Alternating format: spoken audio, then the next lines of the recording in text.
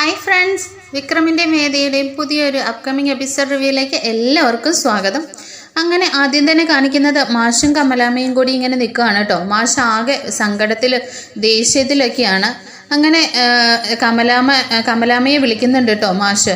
അപ്പോഴേക്കും കമല അടുത്തേക്ക് വരുന്നുണ്ട്. ഇത് കണ്ടിട്ട് മാഷ് പറയുന്നുണ്ട്, വീട്ടിലിരുന്നിട്ട് ഒരു സ്വസ്ഥതയും സമാധാനവും ഇല്ല, ഞാനൊന്ന് പുറത്തോട്ട് പോയിട്ട് വരാം. ഇത് കേട്ട് കമല പറയുന്നുണ്ട്, വേണ്ട മാഷേ, കാപ്പി പോലും കുടിക്കാതെ എങ്ങോട്ട് പോകുന്നതായത്? ഇത് കേട്ട് മാഷ് പറയുന്നുണ്ട്, തനിക്കറിയില്ലേ എന്താ കാരണമെന്ന്? അപ്പോൾ കമല പറയുന്നുണ്ട്, അവൻ ഇനി ഒരു തെറ്റും ചെയ്യാതെ ഞാൻ ശ്രദ്ധിച്ചോളാം, അവനെ കാര്യങ്ങൾ പറഞ്ഞ് ഞാൻ മാറ്റിയെടുത്തോളാം. പക്ഷേ ഒന്ന് സമാധാനിക്ക്, എനിക്ക് എന്ത് ചെയ്യാൻ പറ്റും? ഞാൻ പ്രസവിച്ചതല്ലേ അവനെ, എനിക്ക് അവനെ വിട്ടുകളയാൻ പറ്റുമോ? ഇതിൻ്റെ പേരിൽ മാഷ് ഇങ്ങോട്ടും പോകല്ലേ, നല്ലൊരു ദിവസമായിട്ട് ഒരുമിച്ചിരുന്ന് ആഹാരമൊക്കെ കഴിക്കാം. അപ്പോഴേക്കും മാഷ് പറയുന്നുണ്ട്, നിർത്തിക്കൂടെ അവന് വേണ്ടി ഇങ്ങനെ നീ എത്ര കാലം കണ്ണീരൊഴുക്കുന്നത്? ഇത് കണ്ട് ഞാൻ ഇത് കാണുകയും കേൾക്കുകയും ഞാൻ ചെയ്ത് മടുത്തു. ഇത് പറഞ്ഞിട്ട് മാഷ് അകത്തോട്ട് പോകുന്നുണ്ട് കേട്ടോ. അപ്പോഴേക്കും വേദ കമലയുടെ അടുത്തേക്ക് വരുന്നുണ്ട്. എന്നിട്ട് പറയുന്നുണ്ട്, അമ്മ എന്തിനാ ഇങ്ങനെ വിഷമിക്കുന്നത്? വിക്രമിൻ്റെ ഈ സ്വഭാവം ഒക്കെ എല്ലാം നമുക്ക് മാറ്റിയെടുക്കാം അമ്മേ. അതിന് അമ്മ എൻ്റെ കൂടെ നിന്നാൽ മാത്രം മതി, ഒരു സപ്പോർട്ടായിട്ട്. ഞാൻ പറയുന്നത് പോലെ അമ്മ കേട്ടാൽ മതി. ഇതിൻ്റെ പേരിൽ ഇനി വിഷമിക്കല്ലേ, നമുക്ക് നല്ല സദ്യയൊക്കെ ഉണ്ടാക്കണ്ടേ? ആ അമ്മേ. അങ്ങനെ അമ്മ വേദ കമലയും കൂട്ടി അടുക്കളയിലേക്ക് പോകുന്നുണ്ട് കേട്ടോ. അപ്പോഴേക്കും വിക്രമിൻ്റെ ഫോണിൽ ശ്രീനിവാസ സാർ വിളിക്കുന്നുണ്ട്. വിളിച്ചിട്ട് പറയുന്നുണ്ട്, നീ ഇപ്പോൾ എവിടെയുണ്ട്? ഞാനൊരു കാര്യം പറയാൻ വിളിച്ചതാ വിക്രം. അപ്പോൾ പറയുന്നുണ്ട് വിക്രം, എന്താ സാർ? ഞാൻ വീട്ടിലുണ്ട്. അപ്പോഴേക്കും ശ്രീനിവാസൻ സാർ പറയുന്നുണ്ട്, നിന്റെ അച്ഛനെയും അമ്മയും ആക്രമിക്കാൻ ശ്രമിച്ചവർ മറ്റാരുമല്ല, അഭിലാഷ അതിൻ്റെ പിന്നിലുള്ളത്. നിന്റെ ഭാര്യയുടെ ഏട്ടനും വീട്ടുകാരുമാ. ഇത് കേട്ട് വിക്രം ചോദിക്കുന്നുണ്ട്, സത്യമാണോ സാർ? ശ്രീനി സാർ അപ്പോൾ പറയുന്നുണ്ട്, അതേടോ, ഞാൻ അറിഞ്ഞ കാര്യമാ, അഭിലാഷ് തന്നെയാ എന്നോടിത് പറഞ്ഞത്. ഇത് കേട്ട് വിക്രമിന് ദേഷ്യം വരുന്നുണ്ട് കേട്ടോ.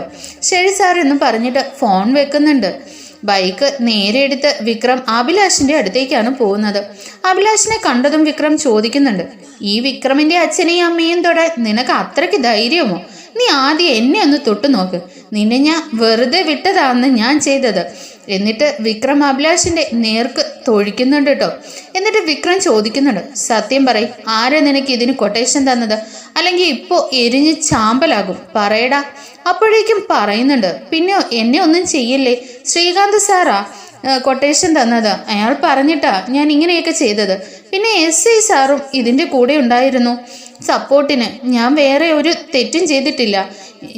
ഇനി എഴുന്നേറ്റ് നടക്കാൻ പാടില്ല. ഇനിയെങ്ങാനും എൻ്റെ വീട്ടുകാർക്ക് നേരെ ഒരു തരി മണ്ണ് വീണ പിന്നെ ഞാൻ നിന്നെ വെച്ചേക്കില്ല. ഈ വിക്രമാ പറയുന്നത്. ഇത്രയും പറഞ്ഞിട്ട് അവിടെ നിന്ന് വിക്രം നേരെ പോകുന്നത് ശങ്കരനാരായണൻ്റെ വീട്ടിലേക്കാണ് കേട്ടോ. അപ്പോഴേക്കും അവിടെ ശ്രീകാന്ത് കാറിൽ വന്ന് ഇറങ്ങുന്നുണ്ട്. പുറത്തെവിടെയോ പോയിട്ട് വന്ന് ഇറങ്ങുകയാണ്. അളിയോ എന്ന് വിളിച്ചുകൊണ്ട് അടുത്തേക്ക് പോവുകയാണ് കേട്ടോ വിക്രം. ഇത് കേട്ട് ശ്രീകാന്ത് ഇങ്ങനെ ദേഷ്യത്തിൽ നോക്കുന്നുണ്ട്. എന്നിട്ട് ചോദിക്കുന്നുണ്ട്, ആരാടാ നിന്റെ അളിയൻ? നീ എന്തിനാ ഇപ്പോൾ ഇങ്ങോട്ട് വന്നത്? അപ്പോഴേക്കും വിക്രം പറയുന്നുണ്ട്, നിങ്ങളൊരു കൊട്ടേഷൻ കൊടുത്തില്ലായിരുന്നോ എൻ്റെ അച്ഛനെയും അമ്മയൊക്കെ തീർക്കാൻ?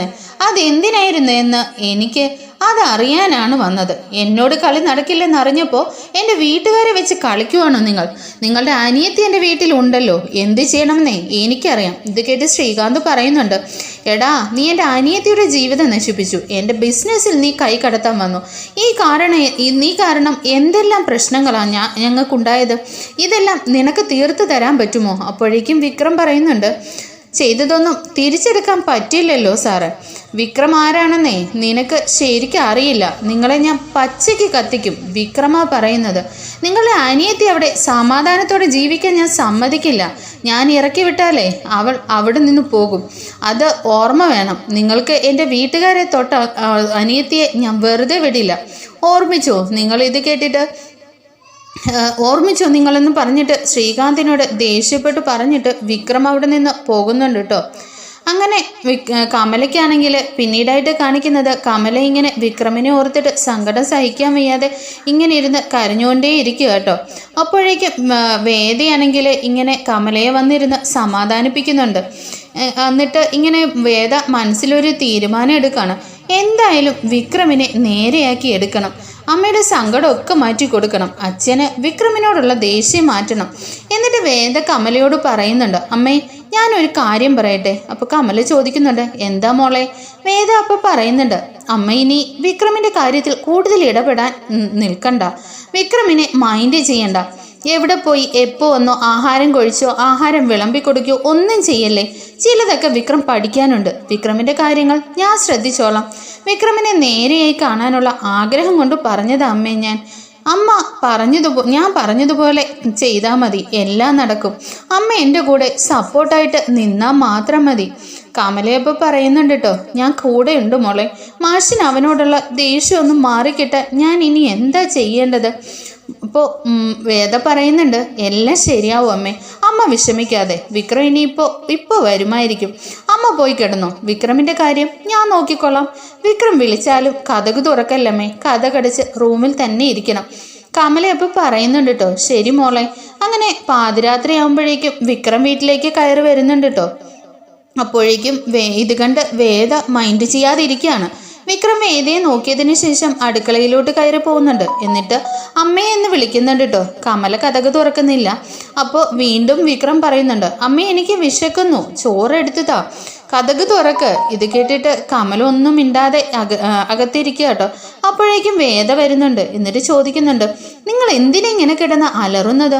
അമ്മ ഉറങ്ങുമല്ലേ? എന്തിനാ അമ്മയെ ശല്യം ചെയ്യുന്നേ? നിങ്ങൾക്ക് നേരത്തെ വന്നുകൂടെ? പാതിരാത്രിയിൽ വന്ന് കയറി മറ്റുള്ളവരെ ശല്യം ചെയ്യുക. നിങ്ങൾക്ക് കുറച്ചെങ്കിലും വിവരമുണ്ടോ?